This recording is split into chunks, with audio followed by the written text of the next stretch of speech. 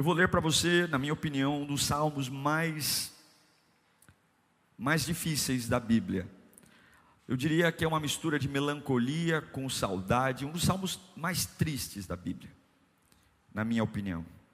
É o Salmo 137. Se você puder abrir sua Bíblia, o Salmo número 137.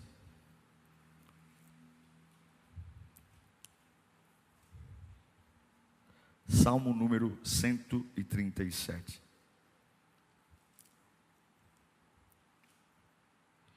Diz assim: junto aos rios da Babilônia, nós nos sentamos e choramos com saudade de Sião. Ali nos salgueiros, penduramos as nossas harpas. Ali os nossos captores pediam-nos canções. Os nossos opressores exigiam canções alegres, dizendo: cantem para nós uma das canções de Sião. Como poderíamos cantar as canções do Senhor numa terra estrangeira? Que a minha mão direita dê fim, ó Jerusalém, se eu me esquecer de ti. Que a língua se me grude ao céu da boca, se eu não me lembrar de ti, e se não considerar Jerusalém a minha maior alegria. Lembra-te, Senhor, lembra-te dos edomitas e dos que fizeram quando Jerusalém foi destruída, pois gritavam: arrasem-na até os alicerces. Ó cidade de Babilônia, obstinada à destruição, feliz aquele que lhe retribuir o mal que você nos fez. Feliz aquele que pegar seus filhos e os despedaçar contra a rocha. Deus, fala conosco nesta noite. A gente só precisa da tua palavra. Daqui a poucos minutos estaremos voltando para nossas casas, e amanhã começa mais uma semana, Senhor. Tudo estará lá: trabalho, desafios, problemas, doenças, problemas familiares. Talvez nada mude, mas se eu mudar, tudo muda, Senhor. Eu não preciso que ninguém mude, desde que eu mude.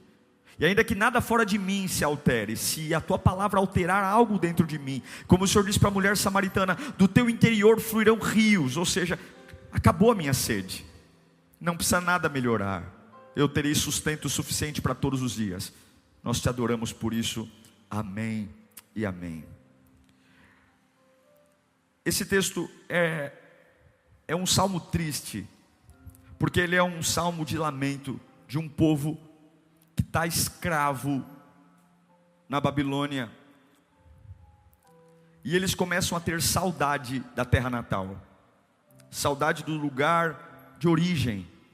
Todo mundo tem um lugar de origem, todo mundo teve uma fase que a gente fala: puxa vida, se eu tivesse, ou se eu pudesse voltar lá, se eu pudesse reviver uma fase do casamento, uma fase da mocidade. Ou seja, todos nós temos um lugar de origem, que foi um lugar áureo, e sei lá pelo que se perdeu. Não sabemos o porquê que eles estavam cativos na Babilônia. Que pese nesses 9 versículos eles não falem do pecado deles, mas nós sabemos que a Babilônia os prendeu porque eles se afastaram de Deus. Mas eles não tocam no assunto erro deles. Agora, eles estão presos na Babilônia, presos num ambiente longe de Jerusalém, e eles começam a se lamentar. É muito triste olhar para uma pessoa que Deus criou para dominar. Quando Deus cria Adão e Eva, a ordem de Deus é: domine a terra, né? Sujeite a terra, dê o nome para os animais, ou seja, administre. E é muito triste quando você vê um homem cativo, escravo. E a pior escravidão, que pese nos dias de hoje não existam mais a escravidão de prender pessoas, enfim, ainda existe, né? Principalmente no Oriente, enfim.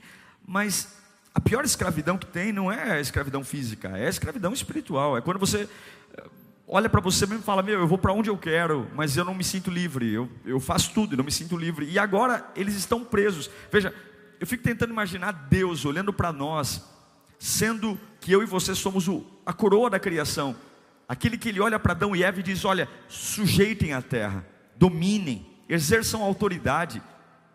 É para isso que eu soprei um vento nas narinas de vocês. E olhar para alguns seres humanos escravos. Olha a incoerência. Deus olha para Adão e Eva e diz assim: domine sobre tudo que é na terra. Aí você passa num boteco, tem um camarada escravo da cana de açúcar, da cachaça. Aí você passa numa biqueira, Deus diz: domine sobre os animais, domine sobre os frutos do campo, domine sobre tudo. Aí você passa numa outra esquina, tem um ser humano escravo de uma erva. Como é que pode, gente? Como é que pode? Historicamente, dois países sempre foram muito inimigos do povo de Deus. Você vai lembrar desses dois nomes, vai ter muita familiaridade. Egito, quantas pregações sobre o Egito, não é? E Babilônia. Historicamente falando, esses dois países sempre foram as duas potências que mais lutaram historicamente no Antigo Testamento contra o povo hebreu. Egito e Babilônia. Mas o Egito e a Babilônia são muito diferentes. O Egito, toda vez que lutava contra o povo de Deus, principalmente na época de Moisés, José, enfim, o Egito sempre foi aquele país que escravizou, puniu, bateu, colocou o povo de Deus para construir pirâmide, arrastar bloco de areia, enfim. A Babilônia não. O Egito é aquele que bate, oprime, mas a Babilônia é aquela que seduz. A Babilônia é aquela que não escraviza no aspecto de bater, torturar, escravizar no aspecto de judiar, machucar. Não, a Babilônia não. A Babilônia é aquela, lembra de Daniel indo para a Babilônia? Ele foi morar num palácio, comer os quitutes. A Babilônia é aquele país estupendo, rico, bonito, sedutor.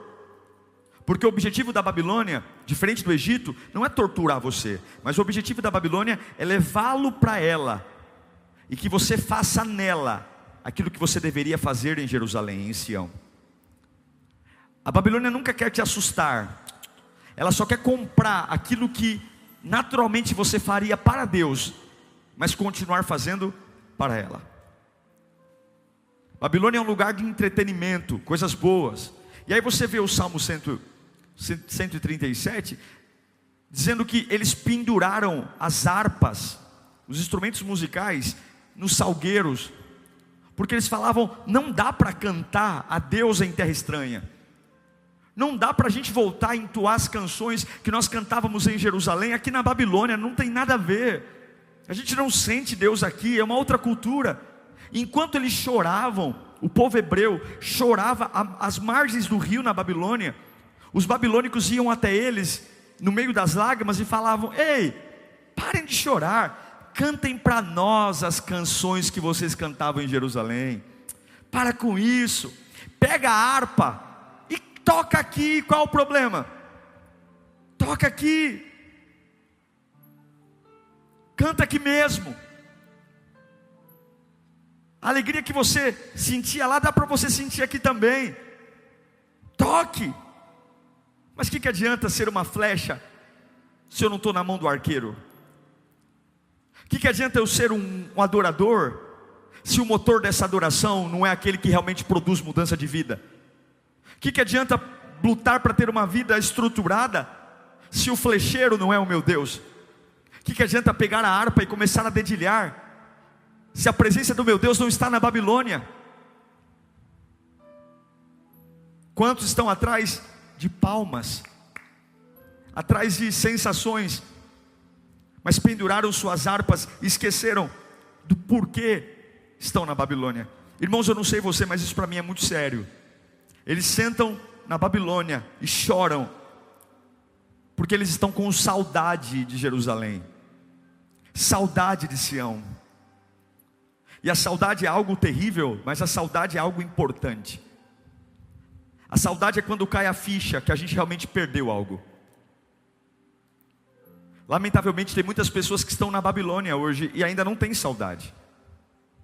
É muito bom a saudade. Pastor, porque a saudade é o sentimento de que você precisa cair a ficha, que alguma coisa perdeu. Não dá mais para se iludir. E agora eles choram porque estão com saudade. Saudade. E a minha pergunta é começar pelo meu coração, a todos que estão.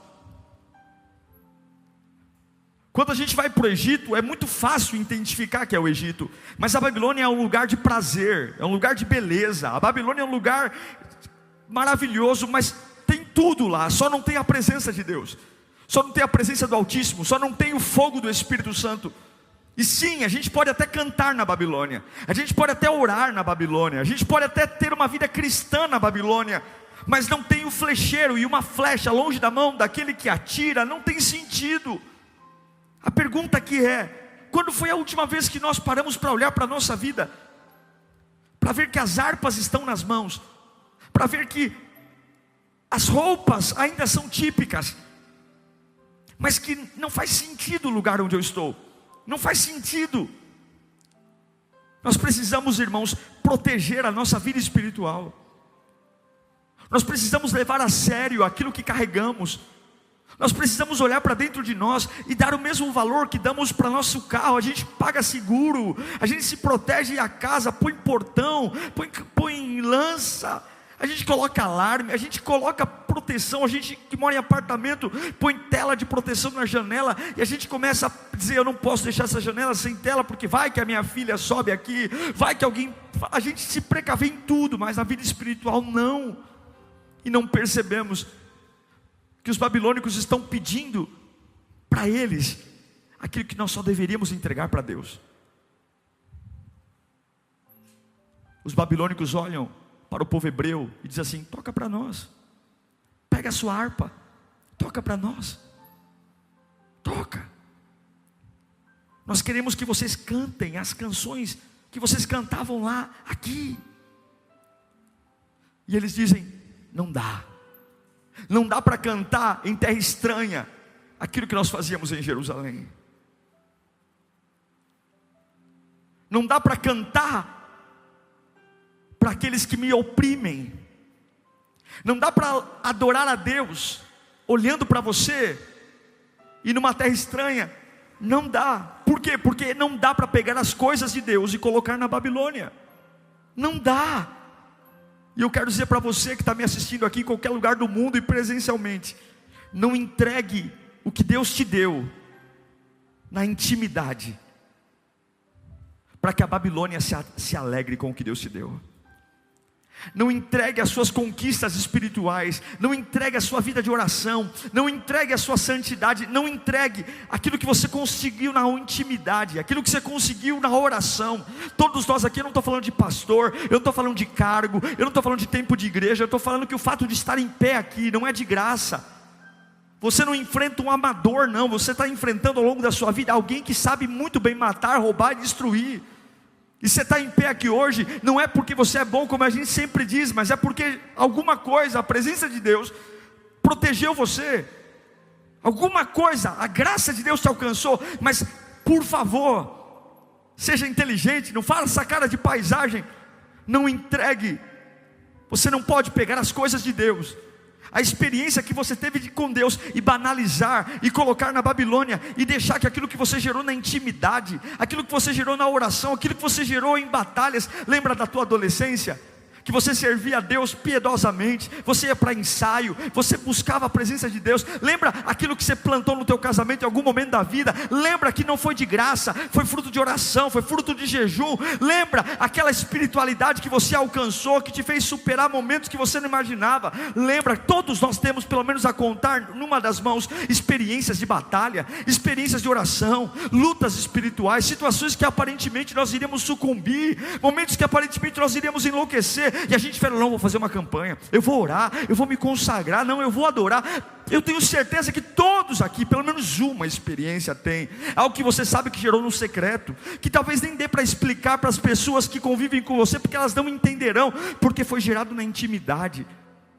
Essa intimidade que o diabo está atrás. Ele quer levar você para lugares que aparentemente são atraentes, e dizer: sabe aquilo que você fez? para Deus, sabe aquilo que Deus te deu, sabe o que Ele colocou na sua mão. Eu não vou tirar de você, é seu. Eu só quero que você faça aqui. Eu só quero que você faça aqui, ó. No meio dessa terra aqui, que é suja, onde Ele não é a prioridade. Senta aqui e faça. Você tem que tomar uma decisão hoje. Não dá para ter tudo. Não dá para adorar a Deus na Babilônia. Não dá. Se você tem saudade de algo na sua vida, se você tem saudade de uma fase áurea, e todos nós temos saudade. A saudade não é para sentar na cama e chorar. A saudade é para dizer, realmente eu não guardei como devia. Eu não guardei, eu não me reconheço mais. Eu não reconheço mais a Bíblia, eu não reconheço mais minha fé, eu não reconheço mais meu casamento, eu não reconheço mais minha espiritualidade. As coisas para mim se tornaram perdidas. E aí o diabo diz assim, ó, maravilha, continue casado, mas continua casado desse jeito que você está. Fica na Babilônia, mantenha esse casamento aí, ó, vai na igreja de vez em quando, mas continua aqui, ó, continua bebendo, continua fumando, continua mentindo, continua praticando as mesmas situações. Não tem nenhum problema não, irmão. Continua adorando a Deus, mas aqui, porque Ele sabe que adorar a Deus na Babilônia nunca vai preencher o seu interior como adorar a Deus em Sião, em Jerusalém. Ele sabe que a sua alma nunca mais vai pegar fogo como antes. Por mais que você dedilhe seus dedos na harpa, por mais que você se esguele de cantar, e é por isso que o salmista diz, olha, se eu adorar a Deus aqui, se for para eu adorar a Deus aqui, Senhor, deixa minha mão entrevada, que os meus dedos nem consigam mais tocar. Senhor, se eu me esquecer de Jerusalém, Senhor, por favor, que a minha língua grude no céu da minha boca, porque eu me recuso. Quando foi a última vez? Deus quer ouvir isso de nós. Senhor, se o Senhor não me permitir voltar ao que eu era, ou melhor, eu me recuso. Eu me recuso, eu não farei para mais ninguém. Se não for para o Senhor, não será para mais ninguém. Para mais ninguém. E eu profetizo nesta noite, eu profetizo em nome de Jesus, que se você tem saudade de algo que se perdeu, voltar não dá, mas algo que você diz, olha, depois dessa palavra, eu vou pendurar assim, porque eu não vou servir a Deus desse jeito, eu não vou servir a Deus nessa terra. Se você tem saudade, eu declaro que Deus vai te dar força para quebrar esse sistema. Eu declaro que o Espírito Santo está aqui e vai te dar força para quebrar esse sistema de morte. Havia um sistema de morte no Egito. A ordem de Faraó é, olha para as parteiras, toda criança que nascer, matem ela.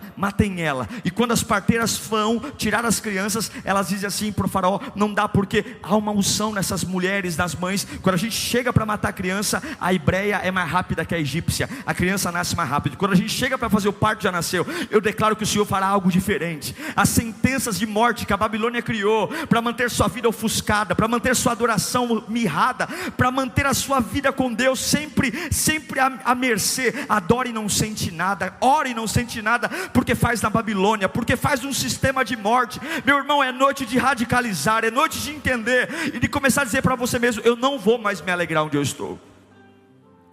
Você tem que dizer o que os israelitas disseram, eu não vou me alegrar na Babilônia, eu me recuso, eu vou pendurar as harpas. Você tem que reunir sua família, você tem que reunir seus amigos e dizer, nós vamos parar de nos alegrar com a bebida, nós vamos parar de nos alegrar numa roda onde não glorifica a Deus.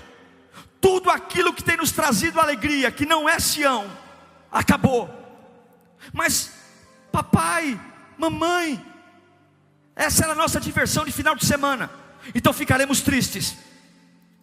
Então vamos pendurar as harpas, porque eu prefiro ficar triste do que ter uma alegria que não é a alegria de estar onde eu tenho que estar.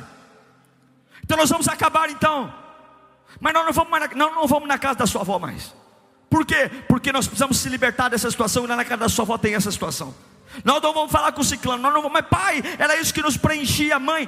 Se nós queremos de volta o fogo do Espírito Santo, eu prefiro ficar triste do que me alegrar com o que não devo. Eu prefiro passar finais de semana cinzas, finais de semana em lágrimas. Eu prefiro me sentar no riacho e chorar do que dedilhar minha harpa na Babilônia. Se você quer quebrar sistema, Deus está esperando de você isso. Parar de se alegrar com aquilo que você precisa destruir. Eles dizem, nós não vamos tocar aqui, não vamos pegar a harpa aqui. Eles falam: nós não vamos trazer entretenimento para quem nos prendeu. Me desculpe, eu não vou brincar com aquilo que pode me matar. Aqueles camaradas que me levaram presos, agora chegam com caras de anjo, dizendo para mim: toque a harpa para nós. Como é que eu posso gerar entretenimento para aquele que me oprimiu? Quantas pessoas gerando entretenimento para gente que hoje te adula, para situações que hoje te adulam, mas são responsáveis por arrancar de você o maior bem, que foi a presença de Deus. Quantas amizades, quantos lugares, quantas companhias, quantos momentos que hoje são os nossos melhores amigos, e o preço dessa amizade, o preço dessa situação, o preço dessa compra foi eu ter saído de Sião, foi ter perdido o fogo do Espírito Santo. Como que eu posso hoje, como que eu posso manter coisas na minha vida, como que eu posso fazer favores para pessoas, como que eu posso construir uma rotina onde eu alegro e gero entretenimento para aquele que me arrancou de Sião? Os opressores estão lá: toquem para nós. Na minha casa não entra bebida,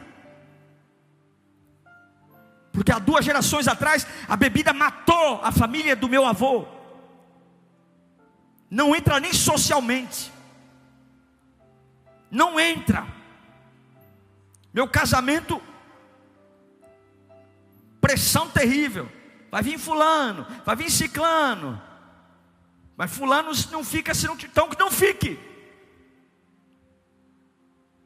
Porque eu não vou gerar entretenimento com aquilo que oprime.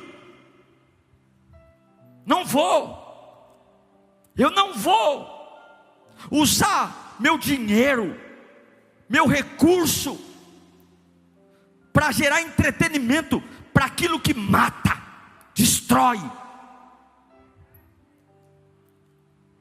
Não dá.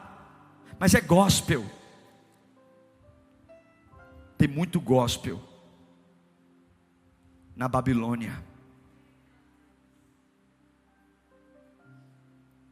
Tem muito gospel na Babilônia. E na Babilônia, talvez o acorde é o mesmo, o tom da voz é o mesmo, o vibrato da canção é a mesma. A única coisa que não tem é o poder daquele que está em Sião. E na noite escura, não é o tom da voz que segura, não é o vibrato da voz, não é o acorde. Aquele que sustenta você firme até passar a noite e chegar à alegria da manhã é a presença de Jesus Cristo. É só Ele, é só Ele. Guarda o que você tem. Você não pode esquecer da maldade da Babilônia. Você não pode esquecer da maldade, você não pode esquecer. Por mais que hoje ela esteja boazinha pedindo para você, toque, não pode. O foco da oração deles é o lamento. Nós estamos com saudade. Como é, Senhor? E eles falam: Senhor, destrói eles, esmiuça os filhos dele nas pedras.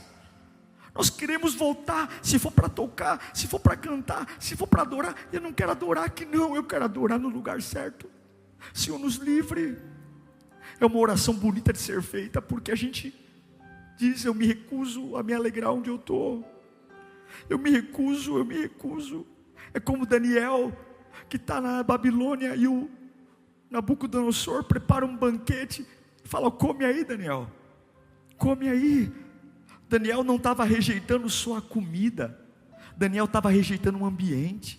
Ele falou: eu vou ficar com alface, eu vou ficar com água, porque eu não aceito esse ambiente, eu não vou comer desse ambiente. Você não pode misturar o que Deus tem para você com ambientes de morte. Você não pode jogar fora, você não pode deixar o diabo colocar a mão em coisas que Deus deu para você. Você não pode. Mas pastor, eu estou passando necessidade. Não é motivo, o Senhor te sustenta. Mas pastor, o Senhor não sabe, eu estou em desespero, eu estou carente. Não faça isso. Não faça isso, porque o diabo, o que ele mais quer é ter para ele o que é para Deus. É por isso que ele caiu. Ele queria a glória para ele, ele queria o céu para ele ele queria adoração para ele. E a maior luta do diabo é que você faça para ele o que você deveria fazer para Deus. É que você pega essa linda voz, é que você pega essa linda mão, esse espírito que ele sabe que é um sopro, e que você levante-se e faça tudo que você deveria fazer para Deus. Todo o tempo, toda a energia, todo o foco, toda a paixão, e você se erga e faça tudo para o acaso, tudo para ele. Não, você não pode. Guarda o que você tem, guarda o que você tem, guarda e comece a dizer: Senhor, eu não aceito mais isso. Senhor, eu não vou ficar aqui, eu não quero mais. Senhor, arrasa os meus inimigos, arrasa essa minha pressão, arrasa esse meu vício. Senhor, arrasa, destrói eles. Senhor, destrói esse ambiente. Pai, se é uma casa que está me matando, me tira daqui. Senhor, é uma linguagem de lamento pouco usada nos nossos dias, porque a gente só fala do que sente, mas não fala do que quer. Pare de falar para Deus o que você sente, comece a falar o que você quer. Apesar do que eu sinto, eu tenho saudade de sentir teu poder, eu tenho saudade de tocar como eu tocava antes, eu tenho saudade de adorar como eu adorava antes, eu tenho saudade, é como Daniel foi fiel diante de um rei opressor, de um homem opressor, foi jogado na cova dos leões, mas ele não se recusou a adorar ao rei dos reis. E um dia, o mesmo rei Nabucodonosor, o rei da Babilônia, e quando ele viu um homem que se recusava a participar de tudo, o próprio rei que jogou Daniel na cova dos leões, ele se levanta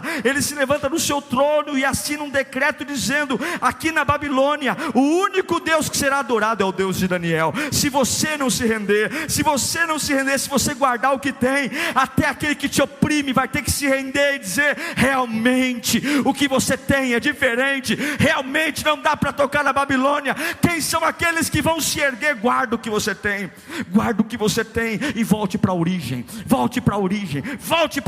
Deus quer falar com você hoje, para matar aquilo que tem que morrer, para matar. A vida cristã começa com uma morte. A salvação veio por uma morte. É por isso, irmão, em João 19:7, a Bíblia diz que os judeus odiaram o que Jesus era. Os judeus insistiam: temos uma lei, e de acordo com a lei, ele deve morrer, porque se declarou filho de Deus. É isso que a lei faz. Há leis na nossa família, há leis em relação ao nosso dinheiro, e tudo que a lei mais odeia é que você seja um filho de Deus. Quando Jesus se levanta e profetiza que é o filho de Deus, a lei não aceita o novo, porque a lei é a regra, sempre foi assim, sempre será assim. Mas eu quero que você entenda: a lei não suporta você ser um filho de Deus, a lei não suporta. Mas entenda, se você for um filho, meu irmão, se você for um filho, você vai entender que você não vai viver mais de denominações, você não vai viver mais de igreja, você não vai viver mais só de um culto, você não vai ficar gastando o seu tempo discutindo o sexo dos anjos, se você é predestinado, não é predestinado. Esses dias me chamaram para um debate: pastor, vamos debater Bíblia. Você quer falar do quê? Do reino de Deus? Se você quer ser pré-tribulacionista, tribulacionista, se você acredita, não tem problema. Eu não vou gastar minha energia debatendo algo que cada um acha que tem sua verdade. Eu quero pegar minha harpa, eu quero estar em Sião. Se é para gastar meu tempo, minha energia, que seja para me embebedar do Espírito Santo. É como Paulo fala em Efésios: não vos embriagueis com vinho, porque há contenda, mas enchei-vos do Espírito Santo. E a mesma Bíblia que manda você se encher do Espírito Santo, é a mesma Bíblia que diz em João que a unção de Deus nos ensinará todas as coisas. O que eu não sei, a unção ensina. O que eu não posso falar, a unção ensina, porque aquele que Deus chama, Ele garante. A Babilônia sabe o poder das coisas que Deus deu a você. Olha, talvez você não saiba, mas o diabo sabe o poder de uma oração. O diabo sabe o poder de um louvor, de uma adoração. Satanás sabe o poder de um jejum. Ele sabe o quanto é poderoso na vida de alguém que faz isso com a motivação correta, olhando para o lugar certo. E a Babilônia sabe que ela pode enriquecer às suas custas, fazendo você fazer para ela o que você deveria fazer para Deus. Sempre os que nos levam cativos nos pedirão canções, mas você não nasceu para entretenimento de opressores, você nasceu para a glória de Deus. Você não nasceu para entreter aqueles que matam, roubam e destroem. O meu trabalho não é divertir pessoas num boteco. Meu trabalho não é jogar conversa fora e contar piadas para as pessoas. Alegrias que passam. Meu trabalho é sorrir, sim, mas apontar para Sião e dizer: está vendo essa alegria que eu tenho aqui? Vem comigo que você vai ver. Onde eu pego a harpa e meu espírito aquece. Onde eu pego a harpa e vem um poder sobre a minha cabeça que nem olhos viram, nem ouvidos ouviram o que eu sinto. É algo maior. Vem para cá que eu vou te mostrar um Deus que tem algo para mim que nem o meu maior sonho pode alcançar. Venha para um lugar onde você vai perceber que eu canto tão alto, tão alto, tão alto, que parece que eu tenho tudo, e quando olham para mim percebem que eu não tenho nada. E como fica esse paradigma, como fica esse paradoxo? É a fé. Eu não tenho nada, mas eu espero tudo. Eu espero tudo, porque enquanto eu adoro, o realista ele está indo, mas o sonhador já esteve lá. Você é realista, você está vendo hoje. Eu sou sonhador, eu já estive lá. Eu já estive na minha casa transformado, eu já estive no meu trabalho restaurado, eu já estive na cura física da minha mãe, eu já estive na minha profissão nova, eu já estive na empresa que eu estou abrindo agora, eu já vi os funcionários sendo contratados, eu já vi filiais sendo abertas no Brasil inteiro e no mundo. Por que não? Por quê? Porque isso é a fé, é o firme fundamento das coisas que não são reais ainda, não são tocáveis, palpáveis, não se sente o cheiro, não se vê, não se toca, mas é assim na terra como é no céu. Não vejo, não toco, não sinto, mas é real. Eu ando por ela, eu vivo por ela, eu trabalho por ela. É isso.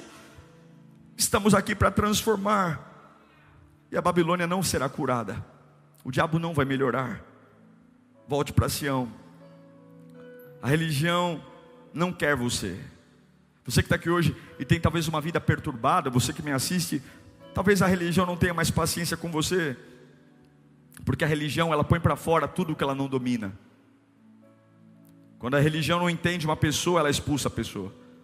Quando um líder espiritual acha que aquela pessoa é muito complicada, expulsa a pessoa. Tudo que a religião não domina, ela expulsa.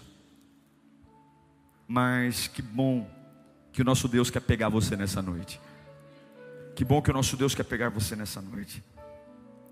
Eu aprendi uma coisa, que quando você acorda para Deus, não dá mais tempo para viver no engano, entende?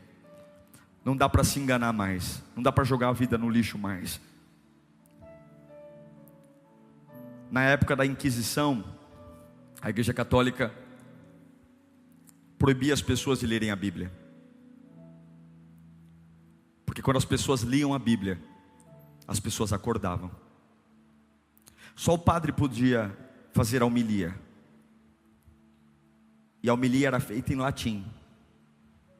Já imaginou isso? Ninguém lia a Bíblia. E quando o padre lia a Bíblia na igreja, ele lia em latim. Você entende latim? Nem eu, só o cachorro da minha irmã, a princesa, que faz latim. E quando as pessoas começaram a ter acesso à Bíblia, foi proibido. Porque quando você conhece a verdade liberta. E que essa verdade pregada aqui hoje te liberte. Eu não aceito mais cantar na Babilônia. Eu prefiro ficar triste do que me alegrar na Babilônia. Não tenha medo da tristeza. Ninguém morre de tristeza. A gente morre sem Deus. Ninguém morre de tristeza.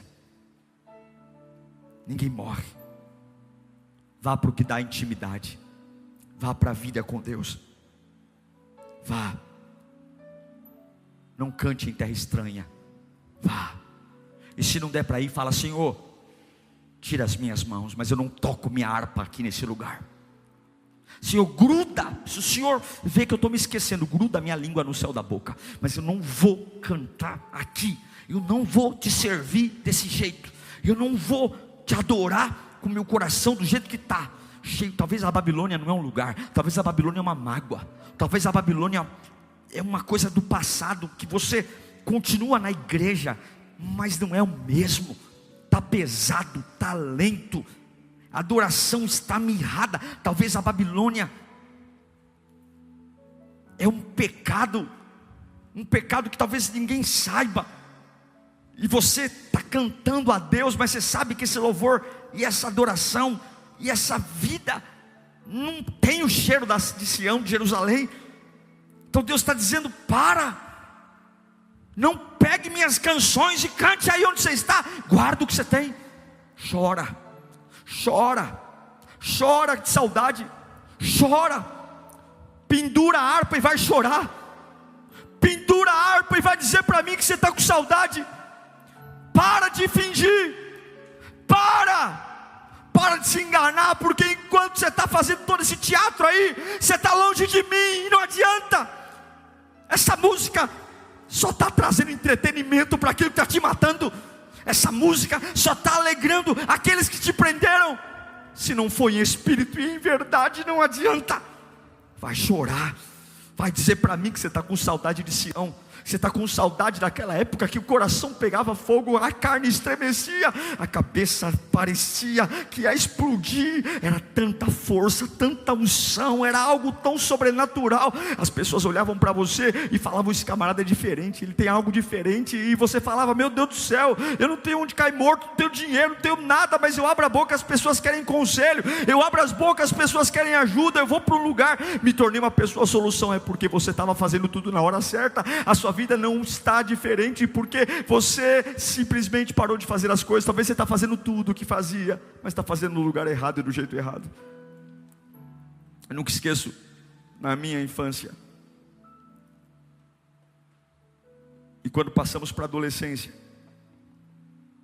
é muito natural perceber que muitos amigos meus, eu pego fotos da época das crianças ali, adolescência, muitos não ficaram na igreja. Muitos não, quase todos não ficaram. Porque chega uma hora que cantar na Babilônia não tem graça, orar na Babilônia não tem graça.